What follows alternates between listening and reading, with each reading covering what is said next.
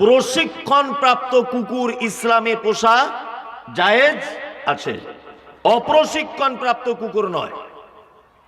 তাহলে কুকুর, আমাদের নবী মুহাম্মদ সাল্লাল্লাহু আলাইহি ওয়াসাল্লাম তিনি বলেছেন যে কোনো পান পাত্রে অর্থাৎ থালাতে, হাঁড়িতে, বাসনে কোনো জায়গায় যদি একটা কুকুর যদি একবার যদি জিভ দিয়ে চেটে দেয়, একবার পানি দিয়ে ধৌত করবে, দুইবার ধৌত করবে, তিনবার করবে, চারবার করবে, পাঁচবার করবে, ছয়বার করবে, 7 বারের মাথাতে হলেও তাকে ভালো করে মাটি দিয়ে ঘষে মেজে নিতে হবে।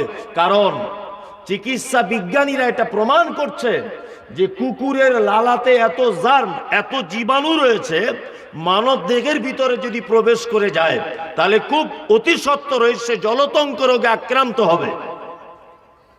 তার মানে কুকুর একটা মারাত্মক প্রাণী।